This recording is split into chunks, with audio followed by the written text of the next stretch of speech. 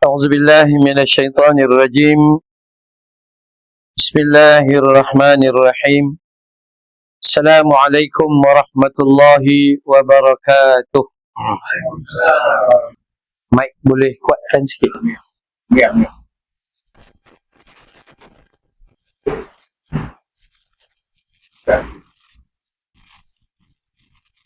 Bismillahirrahmanirrahim.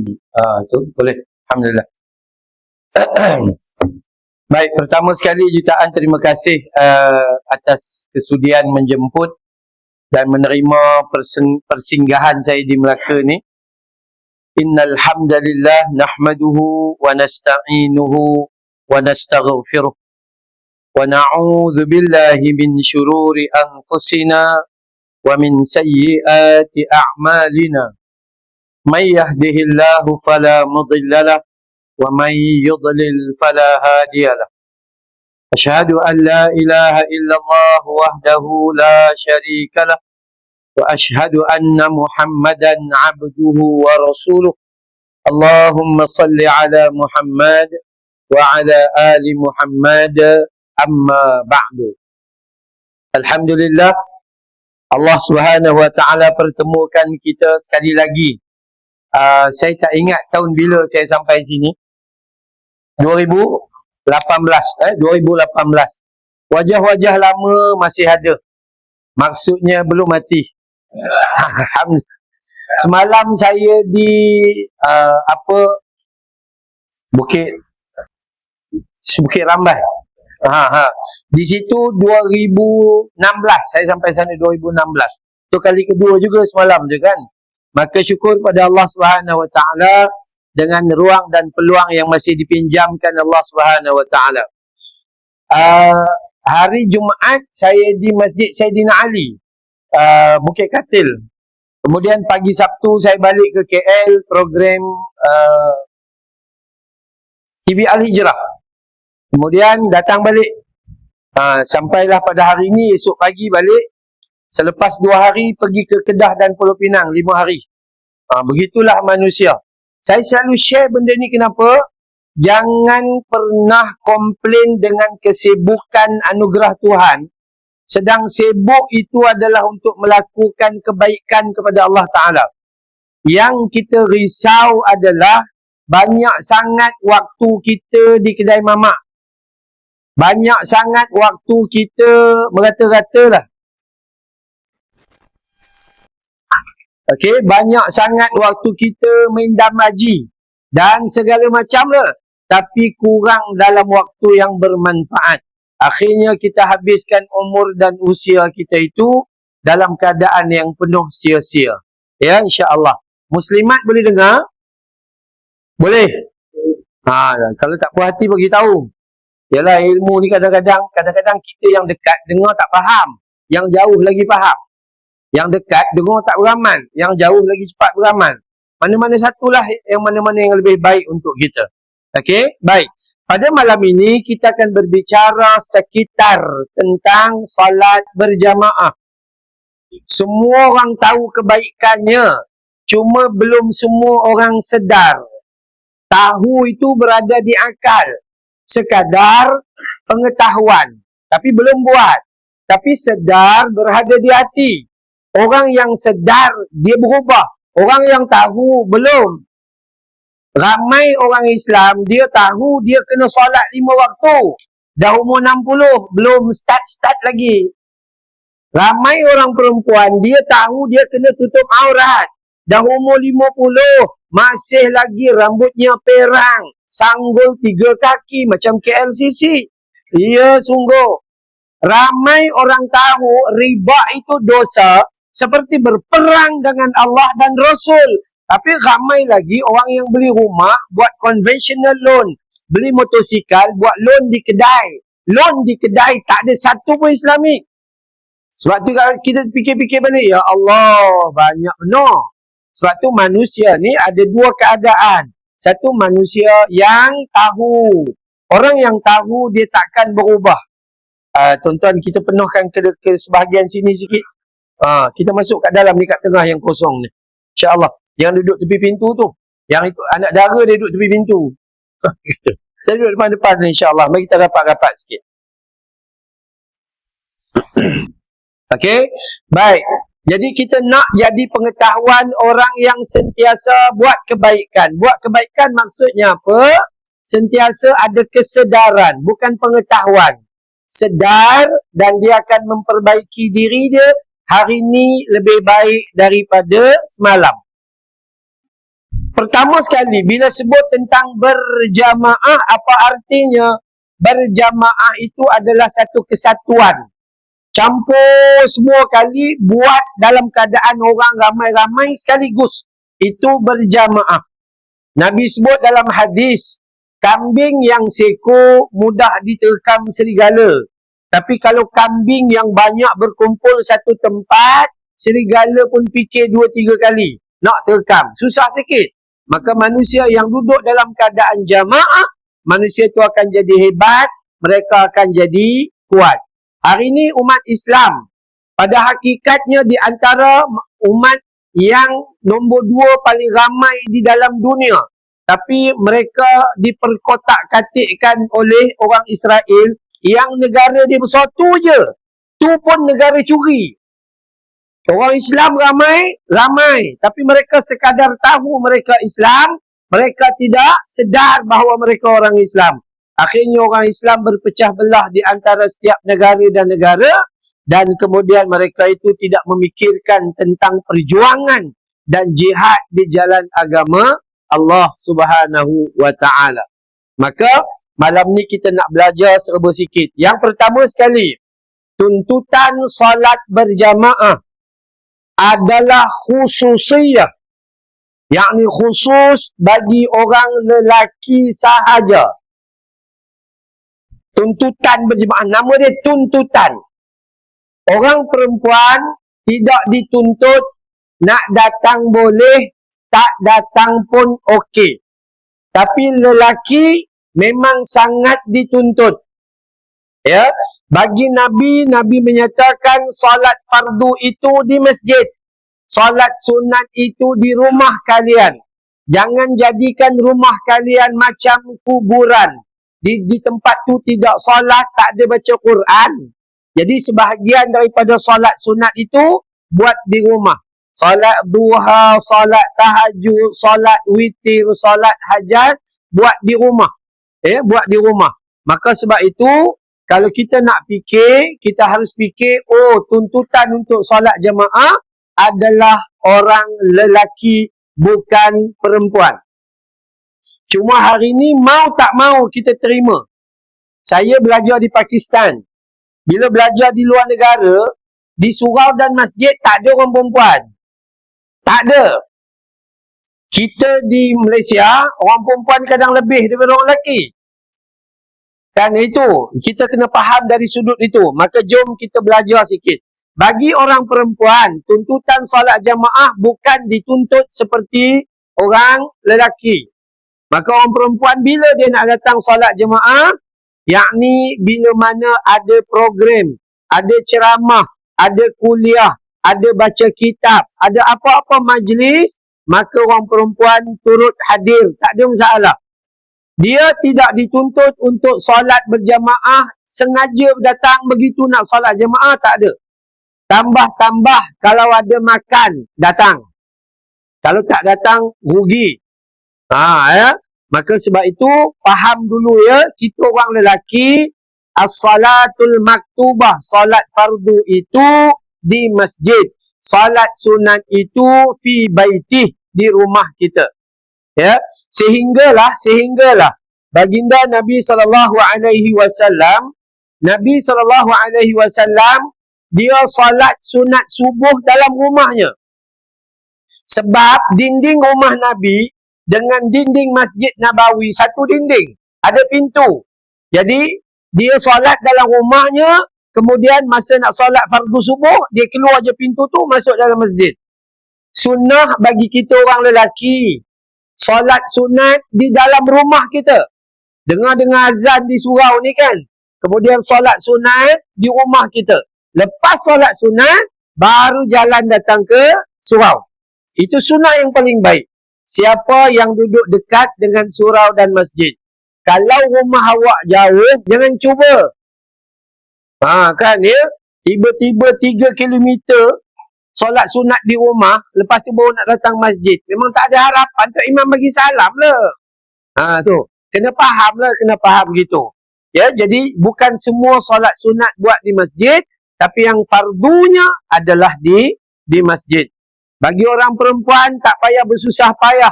Pagi-pagi rombongan hantu kom-kom. Waktu subuh, ya Allah, ya sungguh. Ya, kita jaga-jaga. Kadang-kadang orang perempuan ke. Bila kita tanya, Kak, rajin semain Jumaat? Mana abangnya? Abang tak datang. Abang kirim Kak datang. Itu jantan tak guna nama itu. Ya. Sepatutnya isteri tinggalkan di rumah. Tu kena faham dulu. Dalam keadaan Allah menyebut dalam surah An-Nisa, surah keempat, ayat 103. Kata Allah, Inna salata kanat alal mu'minina kitabam mawquta. Sesungguhnya solat itu adalah suatu kewajiban yang telah ditentukan waktunya atas orang beriman. Maka orang yang solat jemaah, insya-Allah dia akan solat di awal waktu. Tapi kalau solat sendiri ni, kejaplah. Akhirnya bagi salam zuhur, azan asar. 2 in 1. Awak ingat follow me shampoo. 2 dalam 1. Tak. Solat dituntut di awal waktu, lelaki dan perempuan. Melainkan ada tuntutan seperti ni Ada kuliah, ada pengajian, duduk tengah meniaga. Lepas maghrib start meniaga. Kemudian solat Isyak jam 11. Okey, tak ada masalah. Yang jatuh berdosa adalah sengaja melambatkan solat tanpa sebarang urusan. Itu jatuh berdosa. Dalam Al-Quran Allah kata, Ara'aital ladzi yukadzibu biddin fadzalikal ladzi yad'ul yatim wala yahuddu ala ta'amil miskin fawailul lil musallin alladzina hum an salatihim sahun. Tu neraka wail atau lembah wail lah bagi orang yang lalai daripada melakukan solat mereka. Bukan fi solatihim. Bukan lalai di dalam solat mereka, bukan. Tapi lalai daripada melakukan solat mereka. Dia tunggu, dia tangguh. Dia tunggu, dah tangguh. Zuhur terlepas, dah azan asar. Baru nak solat zuhur. Ketika itu, neraka wail baginya. Tapi kalau kita katalah zuhur sekarang 1-2 minit, 1-3 minit. Awak solat awal waktu. Kadang-kadang awak solat pukul 3. Kenapa? Jual goreng pisang? Boleh tak boleh? Boleh. Sebab masih di dalam waktunya. Kalau itu adalah ruang awak meniaga supaya nak bagi makan minum anak kita dan isteri kita. Maka hukum tak ada masalah. Yang salahnya, dah azan asar baru kita nak solat zuhur. Itu neraka wail. Okey, itu nak bagi faham dulu. Okey, baik. Ini mukadimah je belum start lagi. Ya, nak bagi faham. Asal tu dalam agama, dia kena faham dulu. Saya rasa saya kena pegang. Ini on tak? Ini untuk luar ke dalam? Luar dalam. Suara saya kena tekan sikit.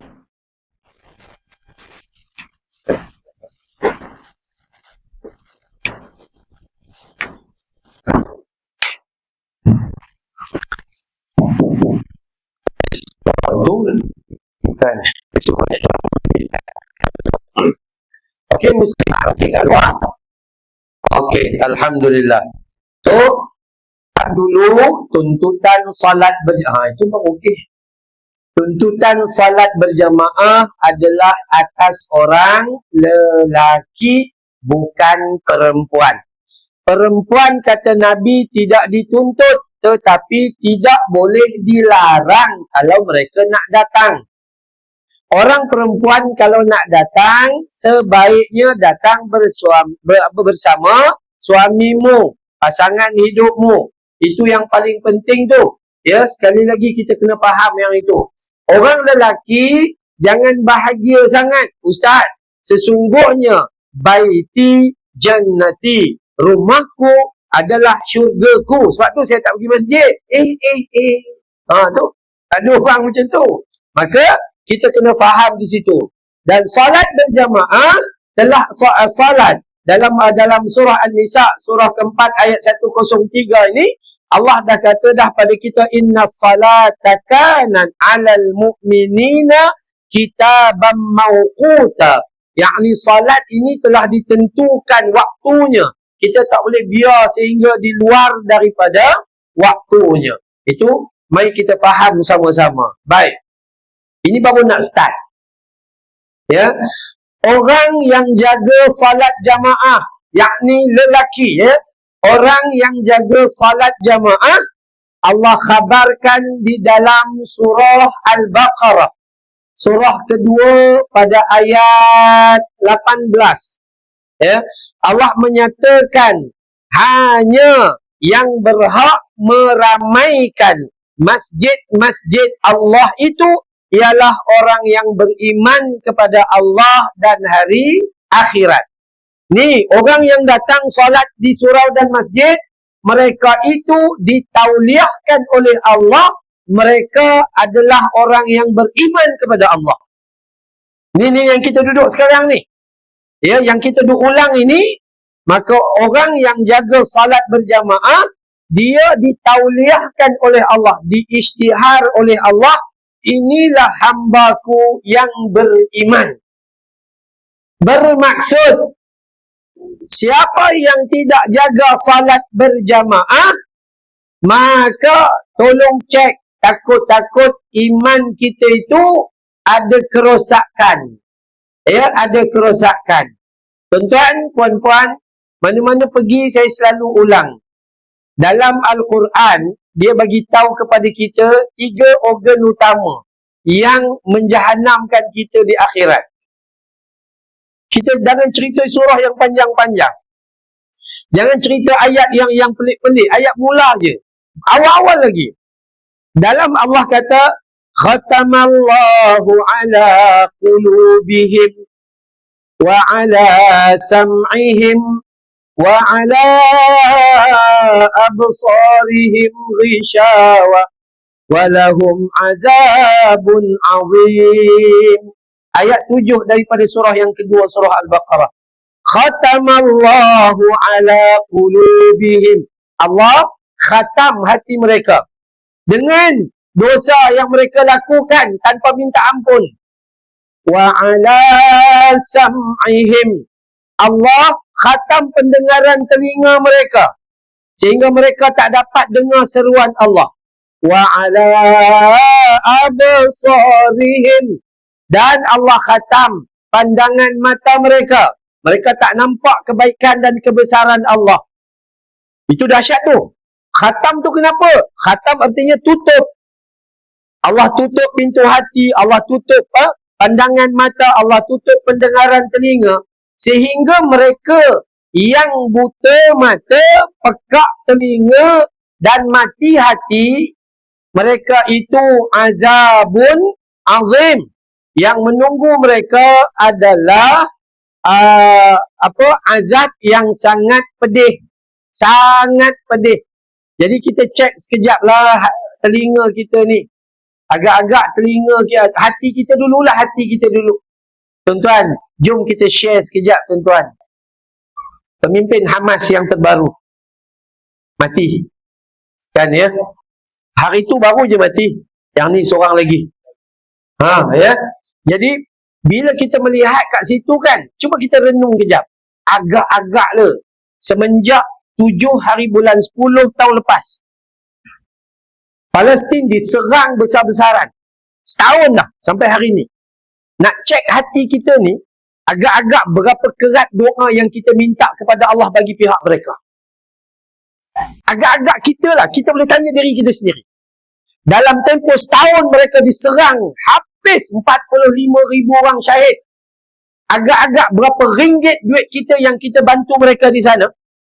Ataupun kita bangga dengan jubah kita, serban kita, harta kita dan sebagainya, rupa-rupanya hati kita mati rupanya. Tak ada perasaan langsung. Setahun dah. Rupanya RM1 tak bagi dekat Palestin. Sedangkan itu adalah sebuah keutamaan. Allahu Akbar. Cukup takut. Ni hati manusia.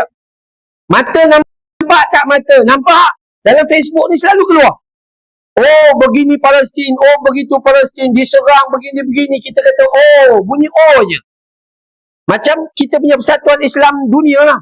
Oh, I see. Ha tu. Oh, I see kan bapa dunia Islam jaga. Oh, I see. Oh, kena serang. Biar je lah. Ha. Jahanam. Memang hidup manusia jahanam. Kita pun sama. Kita ni yang rasa macam orang lain tak buat. Kita tu buat ke tidak? Dalam tempoh setahun berapa ringgit duit kita bagi kat Palestin nak selamatkan nyawa mereka. Dalam tempoh setahun ini agak-agak berapa kerat doa yang kita baca. Atau tak habis-habis doa kita minta untuk kita je. Ya Allah, ya Tuhanku, duitku kurang, tambahilah. Rumahku kecil, besarkanlah. Hartaku sikit, banyakkanlah. Biniku 1, 4-kanlah. Oh, berapu tak padan kecil manis 21. Ya, maka jom kita fikir sekejap. Nah, sebab tu kita jaga sekejap, jaga. Saya selalu ulang-ulang benda yang sama. Ni rumah kita nampak ke surau kristal ni? Nampak. Tapi rupanya hati tak nampak. Mata nampak, mata tak ada rabun, spek pun tak pakai. Elok je pergi cek tiap-tiap tahun mata terang. Rupanya tiap-tiap tahun, masa cek mata, mata makin terang, mata hati makin gelap. Akhirnya tak nampak. Dengar ke tidak seruan azan? Dengar. Hayya 'alas salat.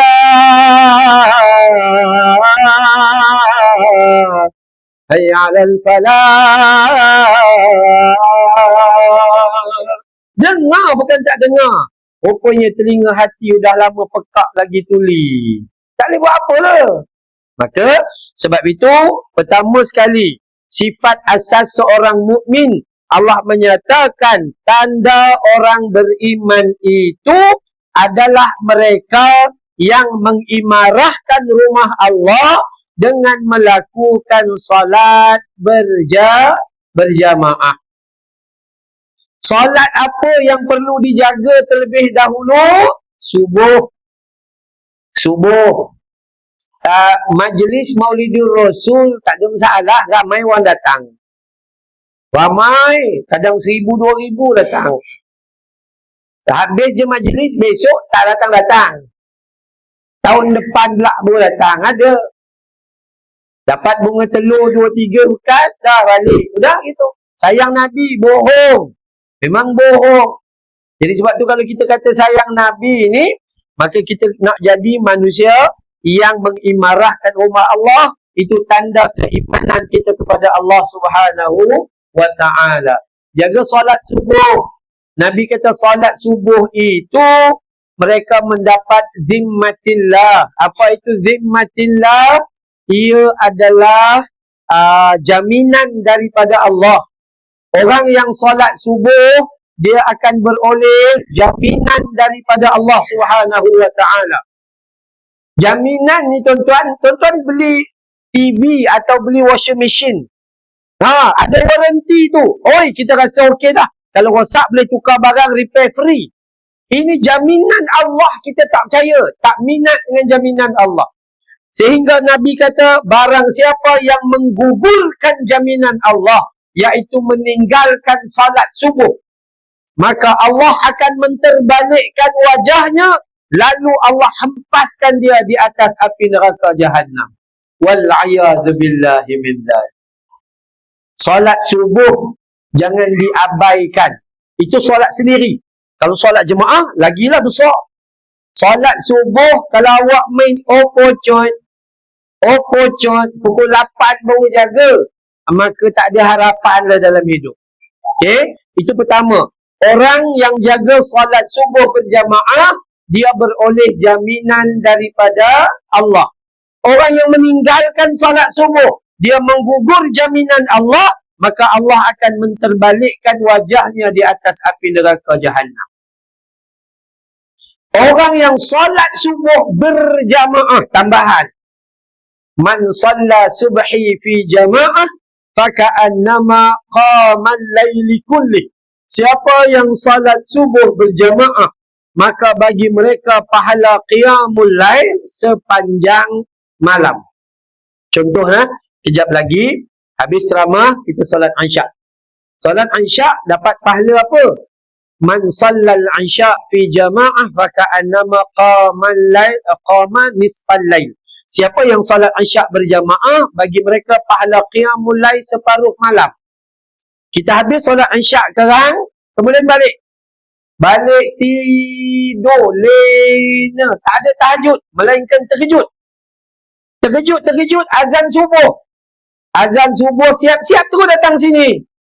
Isyak jemaah, subuh berjamaah.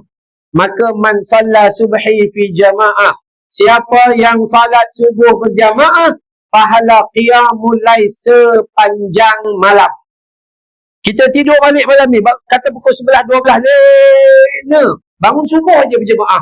Maka tidur kita itu qiyamul lail. Betapa kasih dan sayang Allah pada kita. Cuma kita je, kita panggil apa? Sombong, bongkak, tak nak terima tawaran daripada Allah Subhanahu wa ta'ala. Bayangkan tuan-tuan, balik-balik kau lena. Tambah-tambah orang yang meniaga, orang yang bekerja dan begitu penat. Balik-balik solat Isyak ni, bom, letak kepala lena, mimpi cerita Hindustan 2 jam. Kan? Mimpi हमको हमें से चुरा लो, दिल में कहीं तुम छुपा लो, हम अकेले हो न जाए, दूरी तुमसे हो न जाए, प्यार का हो गले से लगा लो. Kamu iya, sampai pagi ya Allah, solat subuh berjamaah, qiyamul lail sepanjang malam. Bodohnya manusia. Tu manusia bodoh. Tawaran Allah ni bukan bodoh dan sombong. Bodoh kerana tak nak terima bahagian besar. Sombong kerana dia rasa diri dia tu dah banyak benar kebaikan. Tapi kalau Melaka Sentral buat offer, beratur manusia. Giant bagi offer, ramai manusia. Jangan kata benda lain ke. Bab makan cukup. Tiba-tiba satu makan tu viral dalam TikTok. Beratur panjang. Nasi lemak janda 3. Ya. Nasi lemak janda 3. Kita tengok pagi-pagi yang beratur AJK Surau Kristal. Ya, Allahu Akbar. Nah, ini tawaran besar ni. Allah tawarkan syurga, kita tak nak. Seumpama minat pada neraka. Allah tawar pahala, tak nak. Seumpama suka pada dosa. Allah tawarkan ni. Rumah yang kita duduk, siapa yang bagi, inilah tuan rumahnya. Jangan sombong dan bongkar. Ustaz, saya beli rumah banglo, Ustaz. 1.6 million. 1.6 juta. Iya, kalau awak tak pergi rumah Allah, awak lupa. Maksud awak, kufur dengan nikmat Tuhan. Itu yang harus kita faham. Jadi, kita ni pertama orang lelaki, kalau nak jaga dan nak berubah jadi baik, tak payah pergi mengaji pondok. Tak payah masuk sekolah tahfiz. Memori kita pun tinggal 1,5 gig aja. Tak payah susah-susah. Sekarang ni, jaga solat jemaah, solat subuh berjamaah. InsyaAllah, kita akan termasuk golongan orang yang mengimarahkan rumah Allah diangkat tauliah oleh Allah, menjadikan kita orang yang beriman kepada dia. Itu syarat masuk syurga tu. Okay. Solat subuh berjamaah, jaga. Solat zuhur berjamaah, jaga. Solat asar berjamaah, jaga. Solat maghrib dan solat isyak. Ustaz, saya tak mampu Ustaz. Saya hanya mampu solat di sebelah gerai saya pada waktu-waktu berniaga. No problem. Tak apa. Jaga 4 dulu. Kalau tak boleh 5, jaga 4. Subuh, zuhur, asar, isyak. Maghrib ni jam lah begitu begini. Kelang kabut itu pasal malam. Yang kita pun pergi pasal malam time maghrib. Udah macam jin. Iya. Jin memang perangai macam tu. Jin maghrib lah dia buat mesyuarat agung. Sebab tu Nabi kata bila azan maghrib, tutup pintu dan apa ni tingkap. Kan? Kerana jin bersepah-sepah pada waktu itu. Maka kita pula kata tak payah tutup, kita keluar terus. Join dengan jin. Kalau ia nak pergi awal, pergilah lepas solat asar tu, dah buka dah pasal malam. Kalau tak, solatlah maghrib dulu, lepas tu pergilah. Bukannya susah sangat. Tapi kita ni menganggap ringan bila meninggalkan solat jemaah. Kita tak minat dan kita rasa kecil sangat solat jemaah tu. Jadi paling tidak kalau jaga 5 tak mampu, jaga 4. Kurangkan 1 maghrib. Kalaupun tak mampu juga, jaga 3. Subuh, asar, isyak. Subuh kita tahu dah kelebihan dia. Isyak kita tahu kelebihan dia. Asar itu solat yang disaksikan oleh para malaikat. Malaikat ni dia turun naik ni 2 kali. Malaikat yang turun pada waktu subuh, dia akan naik pada waktu asar. Ketika dia naik, Allah Maha mengetahui tanya, wahai malaikat, apa yang hamba ku sedang lakukan? Yusalluna, mereka sedang solat. Malaikat yang turun waktu asar akan naik pada waktu subuh. Allah yang Maha mengetahui saja tanya dengan malaikat, apa yang hamba ku sedang lakukan? Yusalluna. Jadi 2 kali malaikat akan turun, subuh dan juga asar. Jadi yang tu jangan tinggal. Jadi paling tidak 3, subuh, asar, isyak. Ustaz, asar tak boleh Ustaz. Masa tu saya ni meniaga musang king. Kan, tak apa, boleh lagi. Jaga 2, al-awwaluhu wa akhirahu. Subuh paling awal dan juga penutup. Yang ni paling akhir. Paling tidak lah. Ini ni, kadang-kadang cari masjid ni, hanya setahun sekali je. Idul Fitri wa Idul Adha. Rajin pula tu, berdondon-dondon datang. Masa datang semayang raya tu, subuh pun tak semayang. Itu perangai manusia. Ajaib dan pelik. Maka jom kita belajar sikit. Orang perempuan kalau nak datang minta izin. Bang, awak lagi subuh je. Nak join boleh join.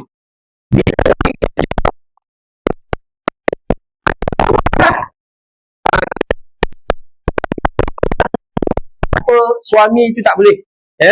Okay, tambah ada orang perempuan tanya, Ustaz, saya tak ada suami Ustaz. Jadi saya bebas ke mana-mana.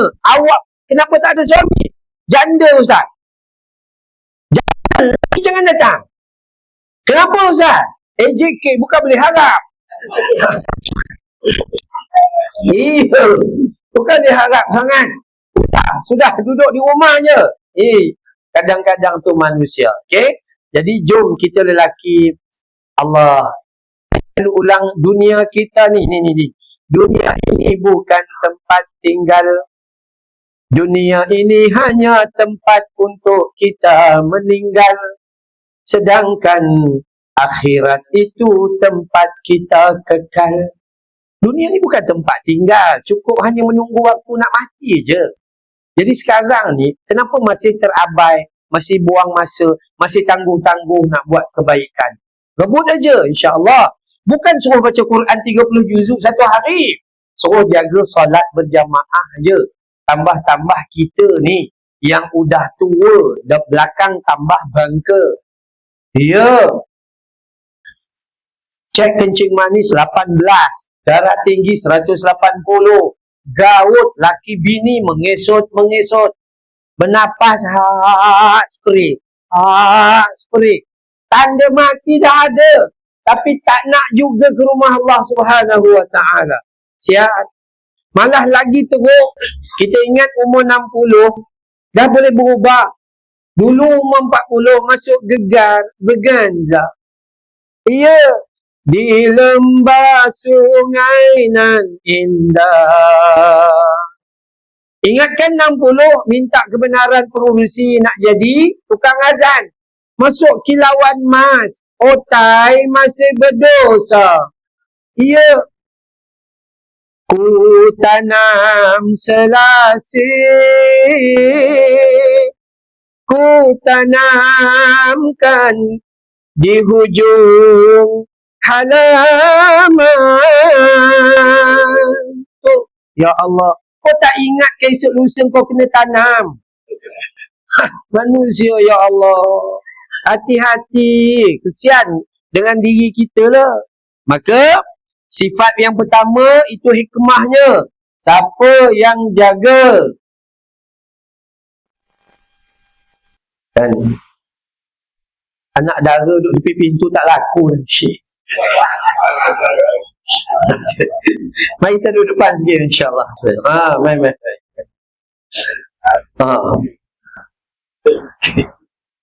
Okey, Alhamdulillah. Baik. Muda-muda lagi ni laku lagi.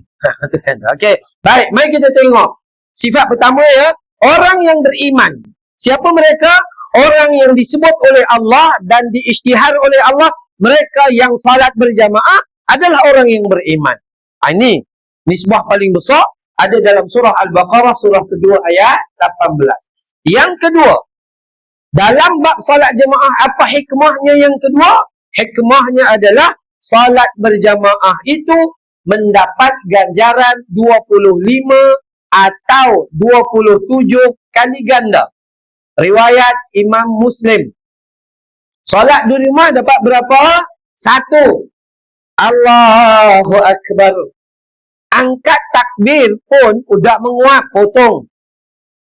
Ya, Allah. Ya, potong. Kemudian terus Alhamdulillahi Rabbil Alamin. Doa iftitah tak baca, potong sikit. Baca Fatihah salah. Bismillah. Bismillah. Alhamdulillahi Rabbil Alamin. Alla-bila yilla. Siratal ladina an'am. Potong. Dah lah ada satu je. Udah potong. Rukuk. Allahu Akbar. Subhana rabbiyal azimi wa bihamdi. Orang patut baca gitu. Dia dah Allahu Akbar. Bendi. Sami'allahu liman hamidah. Patut guna ain. Tapi dia Sami Allah. Dia guna huruf alif sebut Allah. Salah. Banyak kita orang Melayu sampai ke tua-tua dah. Silap. Masa bangun sepatutnya baca Sami'a. Sin, mim, ain. Sami'allahu liman hamidah. Allah mendengar hamba yang memujinya. Bukan Sami, buang ain tukar alif. Sami Allah, rosak bacaannya. Potong lagi. Duduk antara dua sujud macam al-kalbun, macam anjing. Potong lagi. Khusyuk tak ada langsung. Baru solat, baru teringat, ya Allah, kunci. Tu. Begitu dan begini dan sebagainya. Potong lagi. Akhirnya dah dapat satu. Dipotong-potong. Minus, terhutang lagi dengan Tuhan. Tapi kalau solat berjamaah, semua ditanggung oleh imam. Senang cerita, kita duduk belakang, imam angkat Allahu Akbar. Cuma saya nak pesan, yang pertama, makmum. Ketika solat berjemaah, suara awak jangan bagi orang lain dengar. Solat nyusahkan orang. Suara dia tu, saf kelima pun dengar. Kadang-kadang solat bunyi macam, ular sawa. Ya. Tak tahu apa dia baca. Itu kena faham. Ya. Imam, kita azan ke terus? Terus ya. Okey, baik. Imam bila dia datang di ke depan, maka tenang aja. Imam angkat takbir, Allahu Akbar. Kita pun Allahu Akbar. Jangan silap pula. Saya hari tu hari Khamis, saya ada program, ada klinik solat. Bengkel solat, 8 pagi sampai 5 petang. Bersama dengan HQ Risda di Jalan Ampang. Ya, daripada awal belajar sampai habis. Sepanjang siang itu. Dan ada di antara kita, imam dah Allahu Akbar, dia baru usolli, rugi. Bukan. Itu bukan waktunya. Imam Allahu Akbar, kita Allahu Akbar. Itu maksudnya takbiratul ula. Baru kita dapat sempurna 27 kali ganda. Ini kita baru duk usolli. Imam bismillahirrahmanirrahim. Dia baru duk usolli. Itu tak masuk tu jenis tak masuk. Usolli. Rasa nak lukuh kepala orang tua tu. Ya. Nyusahkan orang. Takbir Allah. Tak masuk. Allah. Tak masuk. Allah tu. Mengganggu orang. Waktu sujud. Masa imam Allahu Akbar duduk tahiyat akhir. Awak jangan duk panjang doa. Itu tanda awak tak reti. Memperbanyakkan doa adalah mengikut ruang yang diberi oleh imam ataupun solat sunat. Ini imam dah duduk dah. At-tahiyatul mubarakatus salawat. Dia duduk sini begini sujud. Beriman sangat lah tu. Itu bukan beriman. Tu tanda kita bodoh sebenarnya. Kita tak faham. Baca hadis tu elok-elok. Doa di dalam sujud yang dituntut adalah ketika kita solat sendirian. Ataupun solat sunat. Ataupun kita yang jadi imam. Jadi kita bolehlah atur. Gitu. Jadi jangan lepaskan ruang dengan imam itu jauh. Tak boleh. Terus. Dah habis. Solat subuh contohnya. Pagi tadi saya di Masjid Al-Falihin. Alai. Ya. Solat subuh. Imam baca doa kunut. Amin aja. Imam tak nak baca doa kunut. Alhamdulillah. Lega sikit. Cepat habis. Yang kita duk sakit jiwa kenapa? Sebab doa kunut kan sunat aja. Tak payah duk tegur. Tegur tu imam. Tak payah. Okay? Jadi seronoknya bila kita solat berjemaah ni, dapat 27 kali ganda. Maka bacaan imam, apa sebagainya lah. Alhamdulillah 27. Contohlah dalam 27 tu ada sedikit kesilapan. Potonglah 20. Baki adalah 7 lagi. Bolehlah ngirim ke akhirat. Tapi kalau awak solat seorang di rumah, memang ada satu je modal. Tolak. Negatif lagi. Rugi. Bertujunglah wahai lelaki-lelaki kacak sekalian. Jangan duduk di rumah. Solat fardu ni rumah orang perempuan aja. Solat fardu di masjid bagi tu orang lelaki. Harap besok pagi macam ni ramai, macam ni juga ramai esok subuh. Kadang-kadang siang subuh di surau. Tukang azan dia, imam dia, makmum jin Islam. Ya. Kan ya, Allahu Akbar. Itu yang kedua.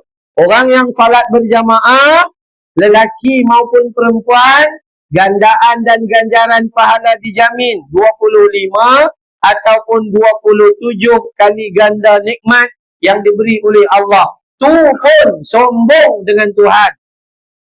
Sombong tak payahlah. Satu cukup. Iya kadang manusia. Manusia punya tahap sombong dahsyat. Saya selalu repeat ni. Apa benda? Makhluk yang paling sombong siapa, tuan-tuan? Iblis lah. Kan? Usjudu li Adam fasajadu illa iblis.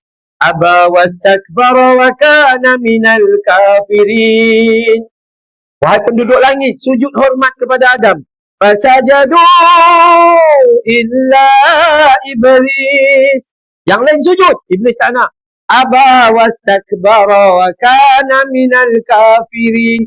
Sombong dia itu termasuk sifat orang kafir. Bila Allah tanya, wahai iblis, kenapa tak mau sujud pada Adam? Buat apa aku nak sujud pada Adam? Adam dicipta dari tanah yang hina, sedang aku dicipta dari api punya kuasa dan kekuatan. Apa sifatnya? Nyombong. Nyombong. Kafir. Nyombong. Keluar daripada neraka. Daripada syurga. So, jangan letak diri kita sombong. Setan dengar azan, lari. Sombong-sombong setan tu. Hayya 'alal salah. Hayya 'alal falah. Hayya 'alal salah.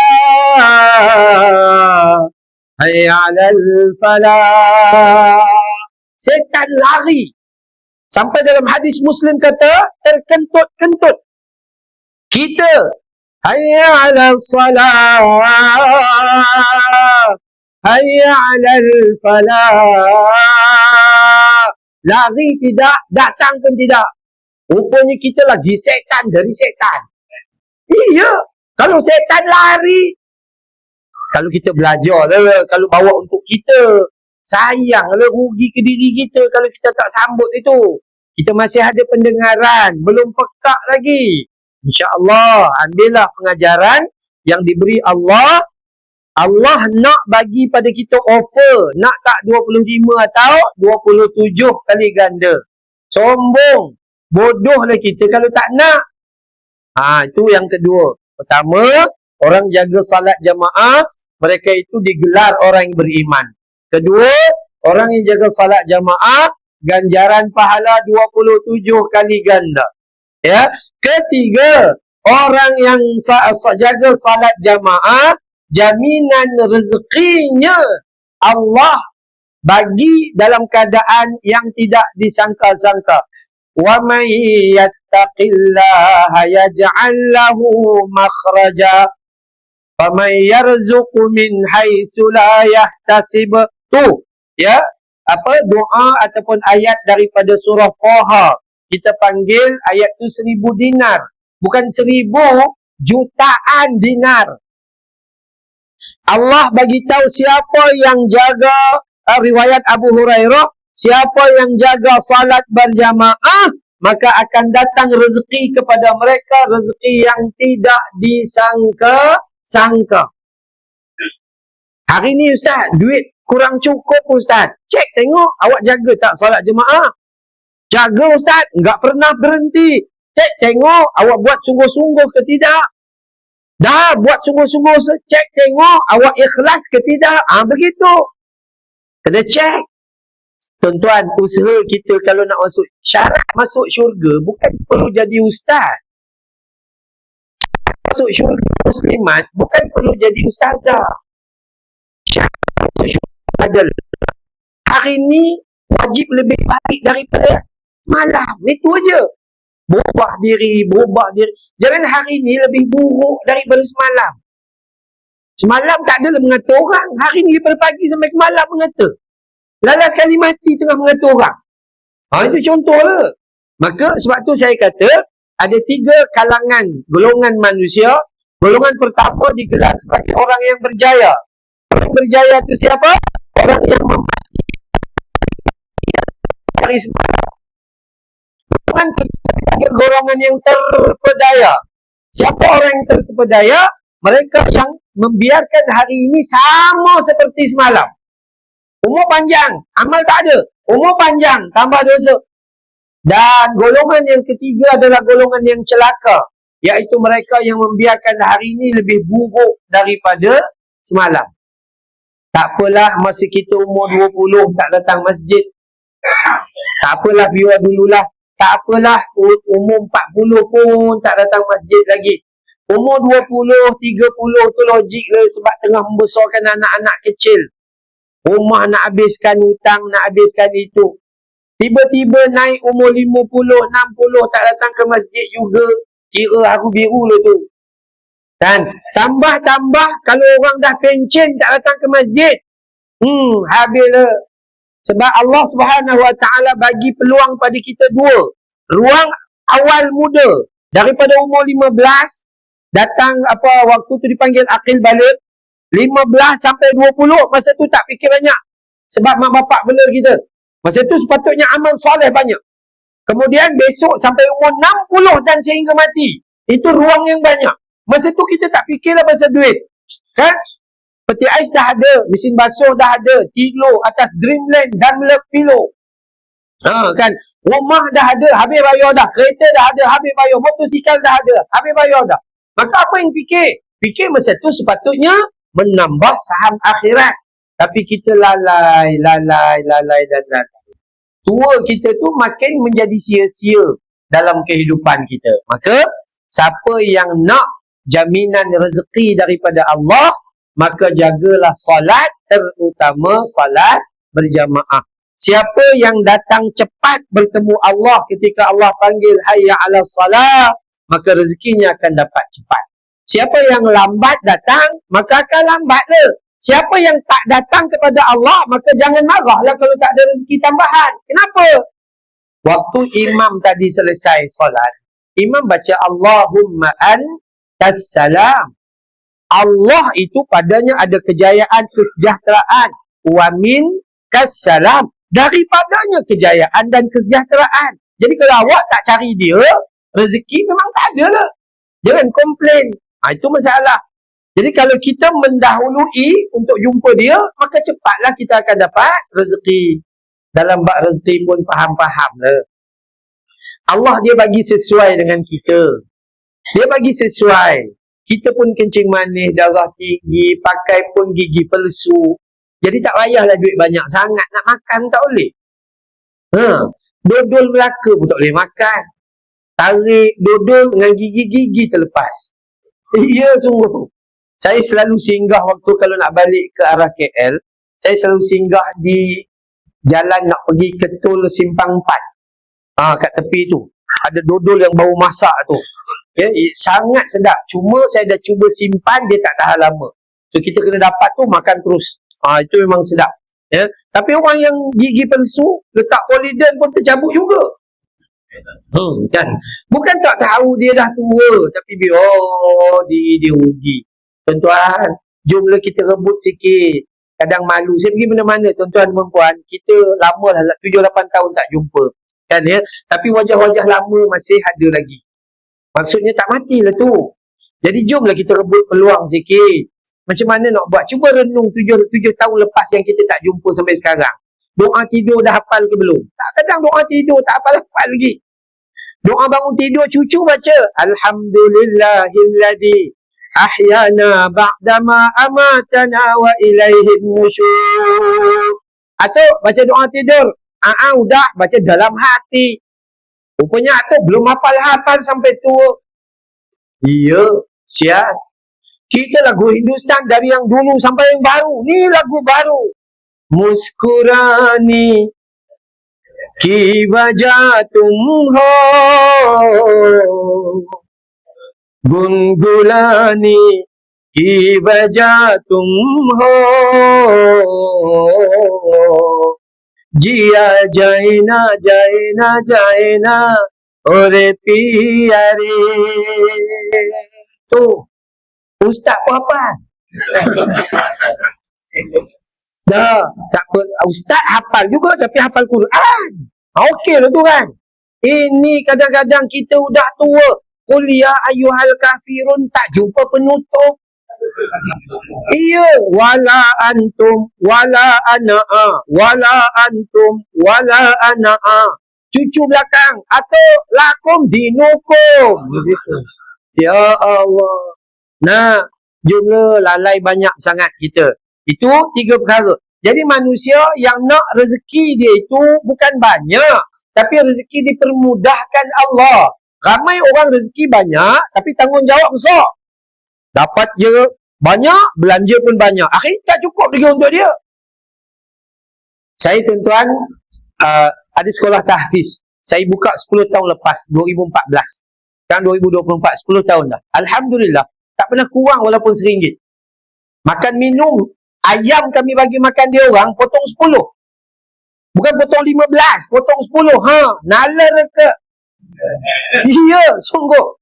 Semalam ada satu rombongan, satu bas daripada Kulim Kedah. Sebelum saya datang ke sini. Ya, ada rombongan. Bawa rezeki lagi. Kejap lagi tengok dekat dalam WhatsApp tengok. Ustaz, saya ni orang Alur Gajah. Kenapa ni? Ni ada sikit derma. Dia hantar resit tu, dia kata sikit 15,000. Sikit bagi dia. Allahu Akbar. Kita kalau sikit RM1. Tu kalau banyak langsung tak bagi. Ya. Maka tu ya Allah nikmat. Tenang aja, kerana urusan rezeki Allah yang punya. Itu aja, tenang. Buat je kerja kita sebagai manusia. Udah. Siapa anak-anak muda, kalau nak bagi rezeki dia laju, kongsi mak dengan ayah. Dah. Ini tak, balik kampung pinjam lagi dengan mak. Dengan ayah memang tak berani, kena sepak. Ya, balik jumpa mak, pinjam lagi. Bukan. Bagi. Saya ingat, saya bagi arahan kepada mak dan ayah saya. Berhenti, tak payah menukar getah dah. Berbelas tahun lepas. Ya, berhenti, udah. Dah sakit-sakit, tak payah menukar getah dah. Dan daripada situ saya, setiap bulan saya bagi sara hidup, apa saja. Sara hidup, rawatan, ubat dan sebagainya lah. Tak lama tuan-tuan, sekejap je kita mula jaga mak bapak. Dengan begitu ambil berat betul. Kalau dulu kita bagi macam tu, yang ni dah fix. Rawatan fix, hospital. Kalau dia tak dapat rawatan lambat di hospital kerajaan, keluar belanja, bawa pergi hospital swasta, bayar RM20,000, RM30,000. Jangan simpan duit kita. Kerana duit tujuannya untuk menambah pahala, bukan untuk disimpan. Allah gandakan tuan-tuan satu. Sampailah hari ini, malah sekolah tahfiz kami belanja RM50,000 sebulan. 70% daripada dia adalah pendapatan peribadi saya. Bagi anak-anak makan. 30% hasil sumbangan orang ramai. Jadi, kenapa jadi gitu? Yakin bahawa Allah akan bagi kalau kita mula bagi dengan orang. Tapi kalau kita al-bakhilun wal kedukutun, maka jangan haraplah. Ya, sungguh. Maka sebab itu, kita sekarang ni kena jaga sungguh-sungguh. So, jaminan rezeki yang muda-muda, yang tak ada tanggungjawab banyak lagi. Ni orang muda ni. Ni muda. Itu muda. Ni pun muda lagi. Mak bapak dulu. Bukan bermaksud dapat gaji bagi mak bapak, silap. Kalau siapa ada bini, gaji bini dulu. Seronok orang perempuan di belakang. Ya, betul. Saya buat program Tanyalah Ustaz dalam bab nafkah. Nafkah yang pertama, kalau kita ada isteri dan keluarga kita sendiri, wajib bagi dia dulu. Pertama bagi isteri, biarlah dia beli tudung bawal, tenggiri, kembung, jenahak, pari ke apa gitu-gitu. Kemudian anak-anak yang belum ada gaji lagi, maka bila dia pergi, kemudian baru terus kepada mak dan bapak. Mak dengan bapak jangan pandai-pandai. Engkau kalau tak bagi dengan mak dengan ayah, maka engkau anak yang derhaka. Oh, jangan nipu anak-anak macam tu. Okey, habis mak siapa bela? Ayah lah bela. Kan, ayah lah dapat pencen. Udah bela lah. Kenapa ayah bela? Sebab ayah nak cari pahala di akhirat dengan bela maknya tu. Dah selesai. Dan insya-Allah yang tu kita penting jaga nah. So rezeki kita akan dapat hasil daripada penjagaan solat jamaah. Yang ketiga, yang keempat, barang siapa yang hatinya sayang ke masjid, nescaya Allah sayang pada dia. Riwayat Imam At-Tabrani. Orang yang sayang ke masjid, sayang ke rumah Allah, maka Allah sayang pada dia. Dah, selesai. Kalau kita baca hadis ni, kita akan jumpa macam-macam. Baca ayat Quran macam tu kak. Baca ayat Quran tentang Allah jatuh kasih pada kita. Cuba buka dalam surah Ali Imran, surah 3 pada ayat 31. Allah bagi tahu kepada Nabi, "Qul in kuntum tuhibbunallah fattabi'uni yuhibbukumullah wa yaghfir lakum dhunubakum wallahu ghafurur rahim." Katakanlah wahai Muhammad kepada umatmu, barang siapa yang benar-benar sayang kepada Allah, fattabi'uni, ikut aku, ikut Nabi. Syarat kita nak beriman pada Allah, ikut Nabi. Maka Nabi sayang, Nabi solat jemaah, kita solat jemaah jugalah. Kenapa kita tak ikut? Tuan-tuan, kita yang tadi tu, yang ada umur tu, yang dah tua di hujungnya bangka tu, ni saf pertama kena duduk. Udah tua-tua solat di bahagian belakang, lupa diri ke apa? Takut hari tu awak solat yang terakhir dalam hidup awak. Contoh-contoh hari Jumaat lah. Hari Jumaat Nabi kata orang yang salat berjemaah dan duduk di saf hadapan salat Jumaat, maka dia seumpama bersedekah seekor unta, RM10,000. Tu unta biasalah tu. Kan? Orang yang duduk di saf kedua seumpama bersedekah seekor lembu. Unta RM10,000, lembu RM6,000. Siapa yang datang duduk di saf ketiga seumpama bersedekah seekor kambing, RM1,500 siap golek. Kan makin kurang. Siapa yang datang duduk di saf yang keempat seumpama bersedekah seekor ayam, RM24 8 kupang. Itu bukan B40, itu B80. Siapa yang duduk di saf kelima seumpama bersedekah sebutir telur ayam, RM1.50. Siapa yang datang ketika khutbah sudah dimulakan, telur pun tak ada. Kita jadi orang tua, tak apalah tak ada telur. Apa jadi orang tua tapi tak boleh nak fikir? Jomlah. Orang lain tak boleh ubah kita, melainkan diri kita sendiri. Heran pula tu, bila budak-budak berlari duduk depan, kita cepat-cepat halau ke belakang. Sedangkan kita tu datang lambat. Tak boleh. Haram kita halau budak-budak. Lagi teruk pula tu Tok Imam. Jangan duk tanya. Ni dek, dah potong ke belum? Budak tu kata, Pak Imam dah potong sudah lah. Saya tanya orang punya anak. Merapu kadang-kadang manusia. Dah sungguh. Jom kita belajar sungguh-sungguh. Orang yang jaga salat jamaah, dia beroleh kasih sayang Allah. Sehingga Nabi kata, dalam ayat tu Allah kata, fattabi'uni yuhbibkumullah. Orang yang ikut Nabi, maka dia dapat kasih dan sayang dari Allah. Wa yaghfir lakum dhunubakum. Orang yang ikut Nabi beroleh keampunan daripada Allah Subhanahu wa taala. Tuan-tuan, buat dosa banyaklah. Banyak dosa kita. Dosa dengan Allah banyak. Kan? Dosa dengan Nabi banyak. Dosa dengan mak bapa, Allahu Rabbi. Kan ya? Dosa dengan pasangan hidup banyak. Pasangan hidup lah orang yang paling lama duduk dengan kita. Kadang-kadang lebih berdosa. Kenapa? Bini 3 lagi banyak dosa. Kalau bini 3 tu dijaga elok, dia lebih banyak pahala. Tapi itulah, saya bukan kata saya marah orang menikah ramai ni. Cuma kawan-kawan saya ustaz juga, start menikah 2, terpaksa jadi menipu. Terpaksa dia kata. Ustaz, tipu tak ada paksa-paksa ustaz oi. Gitu. Kan? Jadi siapa nak menikah elok-elok, tak payahlah pergi ke Selatan Patani. Melaka ada Jabatan Agama Islam. Isi borang elok-elok buat permohonan. Ini tak. Maaflah, saya jadi orang yang menyelenggarakan urusan jenazah. Udah ke bumi. Lepas tu tiba-tiba satu rombongan main 6-7 orang. Masuk orang perempuan. Dia kata, Ustaz, ini yang ke bumi ni baru ni, nama dia ni. Ni gambar dia ke? Suami saya ni, kenapa ke bumi dulu tanpa menunggu saya? Sedangkan adalah isteri dia seorang tadi kat situ. Nampak? Jadi orang jantan, jangan jadi jantan tak guna. Rasa nak menikah, nikahlah. Awak kan pahlawan. Saya bukan takut dengan bini Ustaz. Cuma bini itu menakutkan. Iya, kalau ia nak buat bagi elok. Kalau tidak, jangan. Sebab kesan dia buruk. Sampai dia kata, Ustaz, saya nak bongkar balik. Kau suka awak je ya? Rupa-rupanya laki dia menikah dah lama. Ada 2 orang anak lah. Isteri pertama tak tahu. Begitu. Last sekali, akhirnya akan berlaku percanggahan dalam bab tuntutan harta faraid. Harta faraid, bini pertama dapat 1/8, bini kedua pun dapat 1/8. Anak lelaki, anak perempuan tetap dapat hak sama anak isteri pertama dan isteri kedua.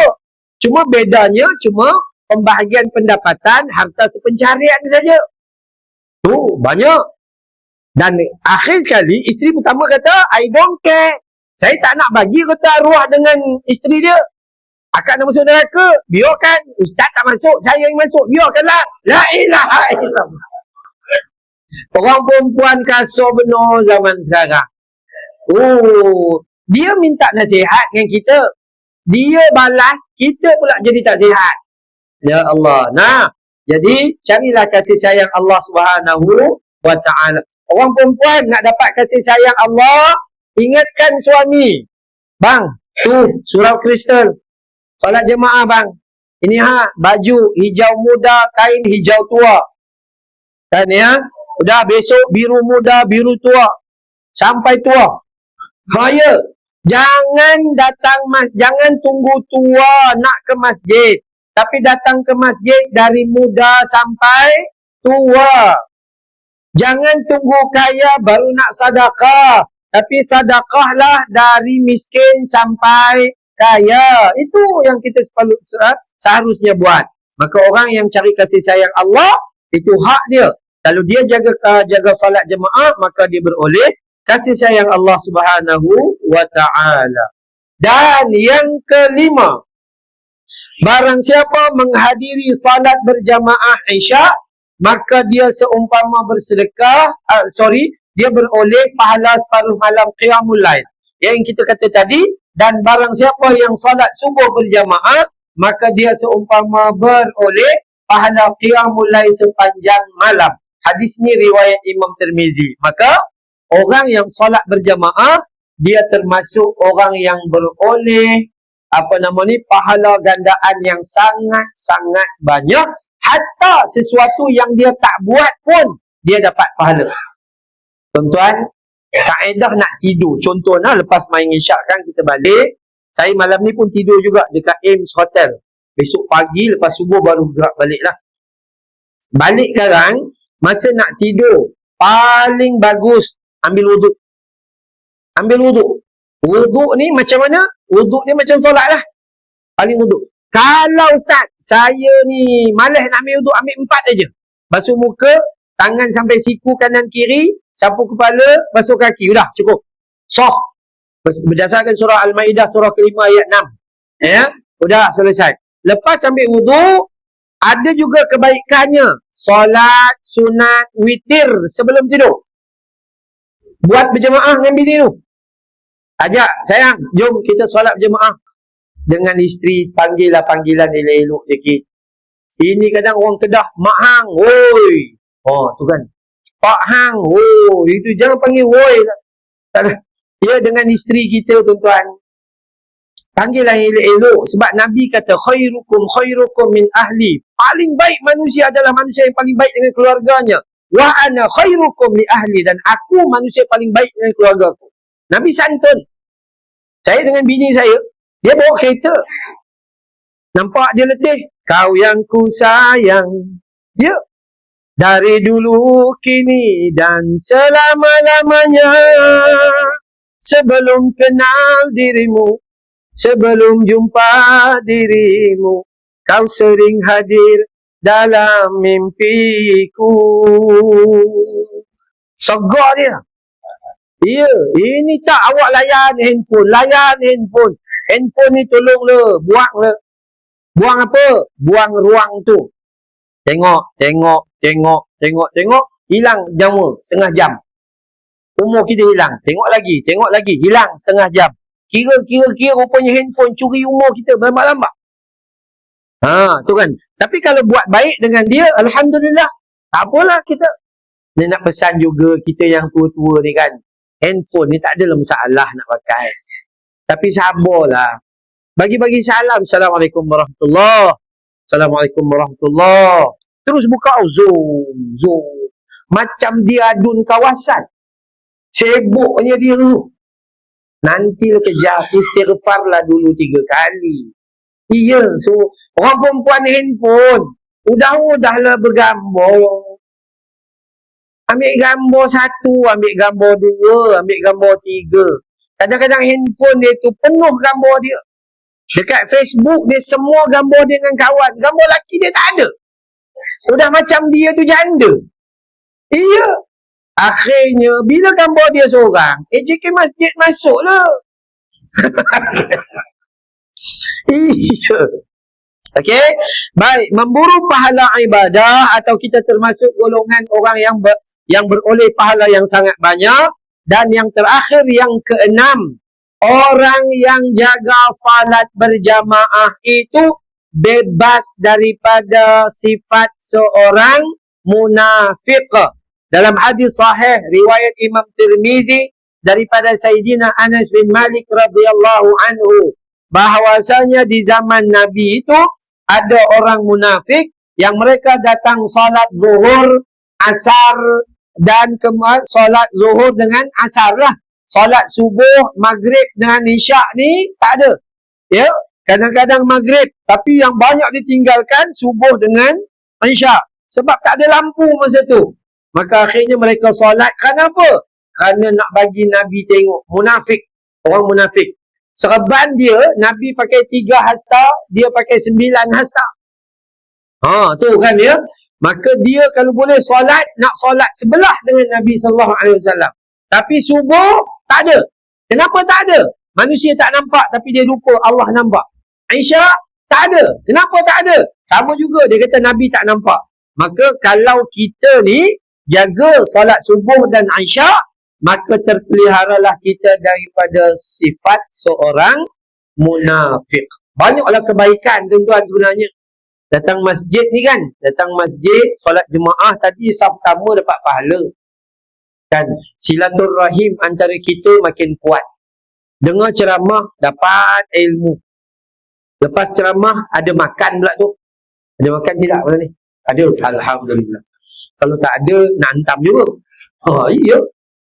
Salah satu dakwah yang paling besar di masjid adalah makan.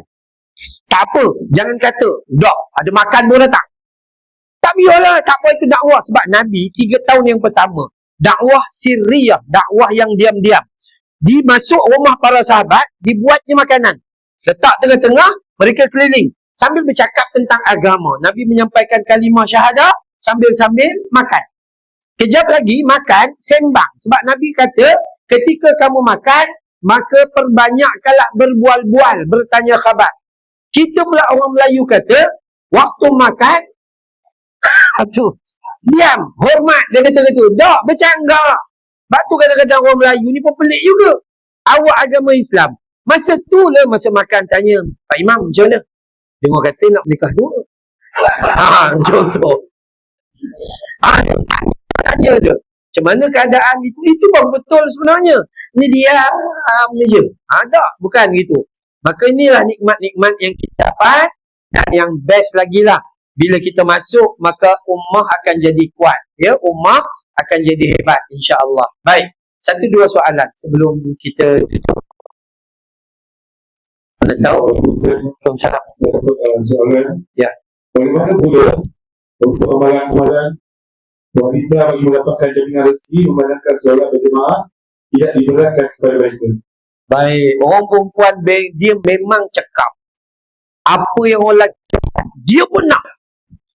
Sebenarnya orang perempuan simple aja. Ustaz, macam mana saya seorang isteri nak dapat rezeki mudah, sedangkan offer solat jemaah untuk dapat rezeki atas suami? Maka senang aja. Awak buat apa? Pastikan suami awak pergi je ke masjid. Nanti awak tumpanglah rezeki dia. Sudah selesai. Kalau dia dapat rezeki mudah, insya-Allah awak pun mudah. Itu. Jadi senang aja sebenarnya. Orang perempuan dia cuma bagi tahu je, siap supaya suami dia pergi ke masjid. Maka suami tu Allah mudahkan rezeki, bermaksud rezeki untuk keluarga dia. Sebab duit suami adalah duit isteri dan anak-anak. Maka bila suami ni dimudahkan, isteri pun insya-Allah akan dipermudahkan Allah. Jangan kata bang, kalau awak tak nak, biar saya je lah yang pergi. Nak cari rezeki pula, bukan. Perjuang aja, mujahadah supaya suami pergi ke masjid, insya-Allah puan-puan akan dapat sekali. Wallahu a'lam. Dan satu lagi soalan, adakah terdapat perbezaan ganjaran pahala bagi wanita yang solat berjemaah di rumah berbanding di masjid? Baik, yang pertama sekali, solat jamaah, hadis yang kita baca tadi, barang siapa yang salat berjamaah, dia beroleh pahala 27 kali ganda berbanding solat sendirian. Dalam hadis tu ada sebut masjid ke tidak? Tak ada. Jadi di mana-mana solat jamaah, pahalanya 27 kali ganda. Tapi disebabkan Nabi buat di masjid, maka kita buat di masjid, pahala tambahan. Langkah kanan keampunan, langkah kiri ke masjid, tingkatan iman.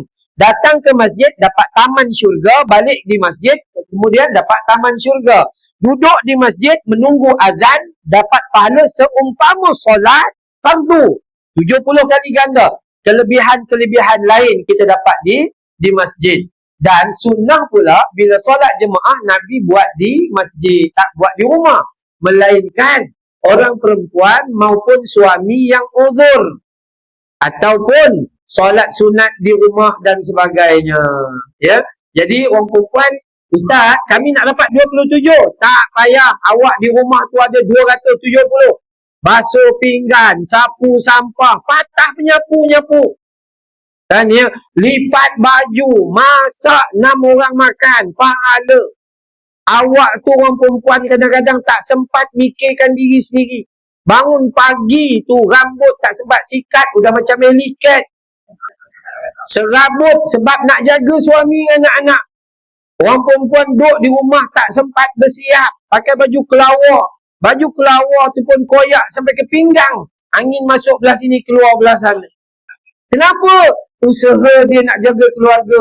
Yang itu dah ada 2,700 dah, bukan 27. So, tenang dan damai aja. Lagi soalan? Sudah. Subuh dan Jumaat. Satu ada tempat di Indonesia ni ada kita subuh dan Jumaat. Okey. Jadi majlis balik Kristen ni pun ada niat untuk KPI dia subuh dan Jumaat. Itu usaha yang boleh dibuat oleh kantor kuasa dan jemaah yang sedia ada untuk menjadikan subuh dan Jumaat. Yang pertama sekali, kalau nak bagi solat jemaah jadi elok, AJK masjid dulu, bukan jemaah. AJK masjid dulu. Bukan buat solat subuh berjemaah tu, bukan solat subuh macam Jumaat. Saya buat kempen di Pahang, bukan subuh macam Jumaat, tapi subuh fighter. Dia buat besar-besar, subuh fighters, pejuang subuh. Yang pertama sekali, kalau nak tambah orang dalam ni, maka AJK masjid perlu buat tugasan awal yang Nabi buat. Apa? Ziarah dari rumah ke rumah dalam taman dan ahli qaryah dia. Mana dia buat? Tak ada buat. Dia buat je banner, udah simpan gitu. Kita semua tinggalkan dengan jemaah tabligh. Sedangkan jemaah tabligh ini, dia sesekali datang dan pergi ke tempat lain. Jadi AJK masjid orang yang disegani, maka sepatutnya dia ziarah, itu tugasan awal yang Nabi buat. Tapi AJK tak buat, sampailah digugurkan daripada AJK. Barulah kemudian gitu. Dah. Jadi tugasan pertama, nak menambahkan orang di masjid. Pertama sekali, 1 minggu paling kurang cari 1 kali waktu ziarah. Pengurusi AJK siang hari pergi Giant. Beli beras Faizah Taj Mahal. Jangan beli Taj Murah. Ya. Letak susu, kopi, tepung, barang-barang dapur. Kemudian cari, suruh setiausaha print out A4 paper 1, jadual pengajian, kelebihan solat berjamaah, nombor telefon AJK dan sebagainya. Kemudian masuk dalam plastik tu. Dan kemudian ziarah daripada rumah ke rumah. Di kawasan kita, anak karya kita. Rumah yang pertama sekali yang kena ziarah adalah rumah orang kampung kita yang kita selalu jumpa di taman permainan, di pasar malam, di rumah kenduri. Tapi sementara kita jadi AJK ni, tak pernah nampak muka dia di masjid. Yang rumah orang yang tu. Rumah orang yang tak pernah. Yang lalu, break tak makan. Tu. Ya. Rumah orang ni yang pertama. Tapi bawa buah tangan. Saya kempen dengan jemaah tabligh di tempat saya. Jangan pergi tangan kosong. Kan? Jangan pergi tangan kosong. Bawa buah tangan. Tapi ya, siapa pula nak bagi? Kita ambil duit masjid. Duit surau kita ni, surau kristal ni. Saya dengar kata surau ni ada 250,000 duitnya. Rupiah. Ya. Baik, saya cerita pengalaman. Saya membangunkan satu surau yang memang telah ditarik. Sebab dah buat masjid, jadi surau Jumaat tu ditarik balik. Jadi gelap gelita. Dan saya pergi sana, saya bangunkan. Dengan usaha pertama saya adalah ziarah. surau punya besar, bekas solat Jumaat ada 2 orang aja. Itu pun nasib baik je, sebab kita bayar hilang. Kalau tidak, dia pun tak ada. Ya, sungguh. Maka apa kita buat? Kita buat ziarah rumah orang itu, rumah tu. Kita ambil duit masjid yang baki-baki ada tu, beli dan hantar. Ustaz, duit masjid boleh bagi ke? Habis duit masjid AJK ke nak pakai? Tak. Duit masjid AJK tolong jangan anggap macam duit mak dan bapak dia. Ya, kadang AJK tak ada duit. Habis orang derma bukan suruh simpan. Kalau orang nak simpan, orang hantar di Maybank dan CIMB. Tapi orang hantar di sini untuk apa? Guna supaya dapat pahala. Ambil buah tangan rumah orang yang pertama tadi tu, rumah orang yang kita tahu dia duduk di sini. Kita jiran dia, tapi dia tak pernah datang ke surau kristal ni. Walaupun kristal ni bercahaya. Tak bercahaya kristal tu. Tapi dia tak datang. Maka pergi rumah dia. Macam mana kaedah dia? AJK masa nak buat ziarah, tak payah pakai jubah, tak payah pakai serban. Itu penting. Bawa diri kita tu, bukan jubah serban tu tanda masuk syurga. Abu Jahal pakai jubah masuk neraka. Jadi, bawa diri kita tu low profile. Jangan ada perbezaan dengan orang lain. Pagi-pagi, cycling pagi Ahad, bawa buah tangan. Pergi ke rumah dia. Sampai depan pintu. Assalamualaikum. Dia jawab Waalaikumsalam. Maaf tuan, kami AJK Surau Kristal. Saya datang ziarah, tanya khabar. Kan ya? Nak kenal-kenal. Ni ada buah tangan sikit. Boom! Dia akan sentuh dalam ni. Aku masjid tak pernah pergi. Tiba-tiba ada orang ingatkan aku. Kan? Ada sentuhan. Tak apa, biarkan Allah uruskan. Awak AJK masjid, jangan sampai di sana, sampai rumah orang, siap baca khutbah.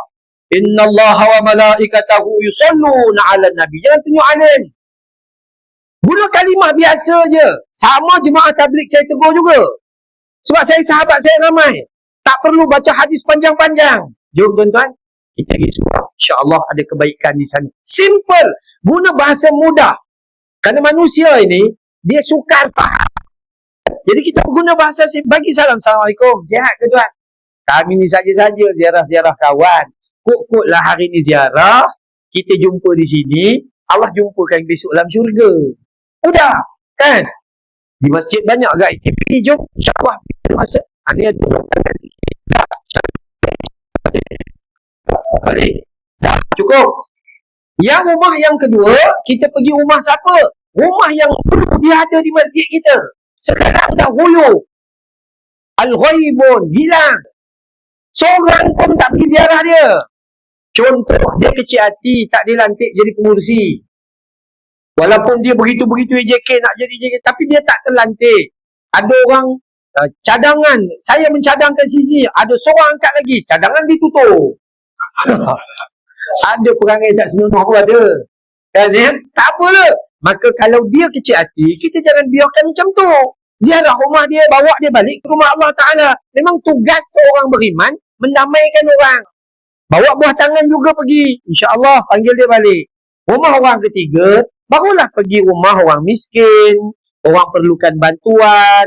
Anak-anak nak sambung pengajian. Tu ada di belakang sana, wanita, kita panggil, orang-orang yang ibu tunggal, ibu kena tinggal, ibu yang hampir meninggal. Semua je lah. Kalaulah tuan-tuan dapat buat yang ni, saya jamin dengan izin Allah, biiznillah, akan berubah. Tapi jangan buat sekejap dan berhenti. Ustaz, saya dah pergi rumah dia, 2 bungkus dah bagi Ustaz, tak ada tak. Dah. Allah bukan nak tengok kejayaan awak. Saya selalu angkat dan sabar. Sahabat-sahabat saya jemaah tabligh. Dia kata, Ustaz, susahnya mengubah manusia. Saya kata, bukan awak diutus untuk mengubah manusia. Awak diutus untuk buat kerja-kerja agama dan untuk mengubah manusia. Urusan Tuhan, bukan urusan kamu. Allah bukan nak tengok kejayaan kita, tapi Allah nak tengok usaha apa yang kita dah buat. Simple dalam hidup kita. Itu AJK. Kita pula takkan tak reti-reti. Takkan nak tunggu AJK datang rumah. Kan? Telinga kita boleh dengar hayya ala solat. Kita tahu solat itu 27. Takkan tunggu AJK datang bagi buah tangan baru nak pergi. Main peranan. Diri kita lah main peranan. Kalau kita kasih pada diri kita, maka jomlah kita berjuang untuk capai kebaikan di sisi Allah Subhanahu wa taala. Wallahu a'lam. Moga-moga Allah kurniakan kebaikan. Habis, ada satu lagi. Sila. Waalaikumsalam warahmatullahi wabarakatuh.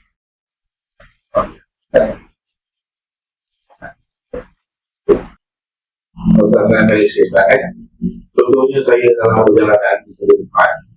Jadi saya ikuti di mana para surah untuk mulai solat. Lalu, jadi bila saya masuk ke dalam ruang solat itu, saya dapat seseorang sedang solat.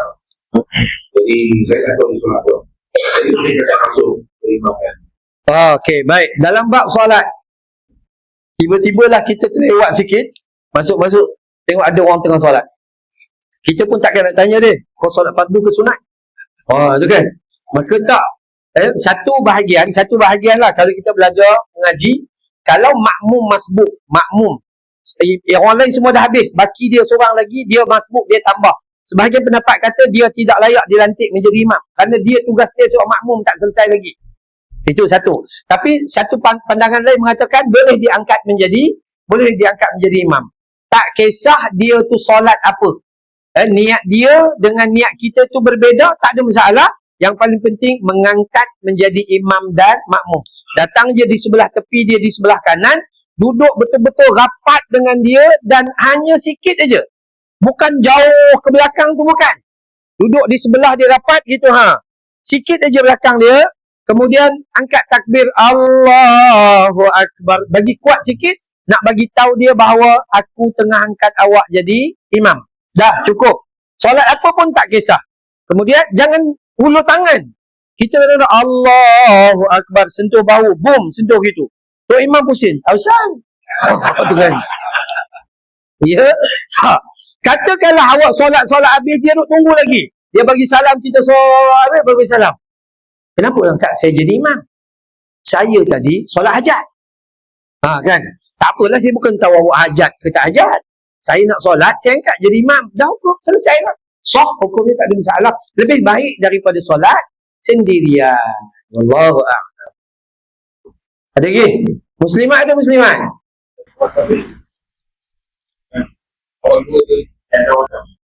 Yang hantar WhatsApp. Orang perempuan dia cepat bab WhatsApp ni. Bila sebut WhatsApp, saja nak bagi tahu dengan muslimat, bila awak hantar WhatsApp dengan ustaz contohnya, dengan orang lain daripada suami awak lah, minta maaf sebab saya ada pengalaman ni, banyak handphone saya ni terima WhatsApp dan soalan paling banyak perempuan. Sebab orang lelaki semua alim ulama belaka. Orang perempuan dia hantar soalan, kita pun jawab. Bila kita jawab, dia reply balik dengan stiker terima kasih. Dan yang kita tak boleh tahan tu, terima kasih dia tu duduk dalam love. Ya. Terima kasih melintang, love dia besar, ada anak panah tikam, masuk gitu. Ya. Kita bila tekan-tekan, lain macam ni. Hardil jo pyar karega, divana garega, divana. Jadi tak elok. So perempuan, tak payah hantar love. Bunga tak payah. Bibir merah tu jangan hantar. Ya Allah. Hantar je stiker terima kasih. Lepas tu orang perempuan bila bercakap dengan orang lain selain daripada mahramnya, bahasanya tegas. Bila katalah saya ucap salam. Kakak, Assalamualaikum. Waalaikumsalam Ustaz. Ustaz sihat? Alhamdulillah. Kakak nak balik dengan siapa ni? Dengan suami. Begitu. Ini kita. Kakak sihat? Sihat. Sangat-sangat. Dia sembang dengan Ustaz pakai mat arid li sukun. Dengan laki dia pakai qol-qola. Bang hoko. Gitu. Dia tak boleh. Ini pesanan terakhir lah. Okey. Baik. Sekali lagi, seperti siapa yang WhatsApp kat saya tadi tak? Selain daripada Nurisha yang wakil sini. Okey, saya ada share tadi maklumat sikit kan. Okey, minta izin tentang sumbangan. Saya ada sekolah tahfiz dan memang selepas ceramah saya akan bagi tahu kutipan dan sumbangan untuk madrasah tahfiz saya. Jadi siapa-siapa yang ada ruang pada malam ini nak membelanjakan hartanya untuk akhirat, maka dialu-alukan. Cuma saya tak buat tabung lah, serah kepada pihak surau yang menguruskan. Ya, insya-Allah. Bismillahirrahmanirrahim. Alhamdulillahi rabbil alamin. Wassalatu wassalam ala sayyidil mursalin wa ala alihi wa sahbihi ajma'in. Ya Allah, ya Rahman, ya Tuhan kami, ampuni dosa kami ya Allah, dosa ayah dan ibu kami ya Allah, dosa pasangan hidup kami ya Allah, dosa anak-anak dan seluruh ahli keluarga kami ya Allah. Ampuni dosa umat muslimin wal muslimat yang hidup maupun telah meninggal dunia ya Allah. Bantu kami dalam kami mengingatimu ya Allah.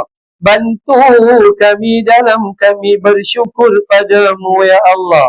Bantu kami dalam kami memperbaiki amal ibadah terhadapmu ya Allah. Ya Allah, ampuni mereka yang bersedekah ya Allah. Jadikan sedekah mereka penghubung jalan ke syurga-Mu ya Allah. Jadikan sedekah mereka benteng dari panas api neraka-Mu ya Allah.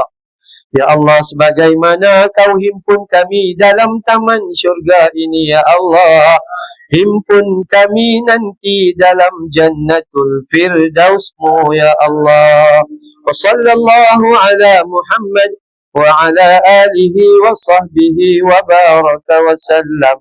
Walhamdulillahi rabbil alamin. Subhanakallahumma wa bihamdika asyhadu an la ilaha illa anta astaghfiruka wa atubu ilaik. Wabillahi taufiq wal hidayah. Wassalamualaikum warahmatullahi wabarakatuh.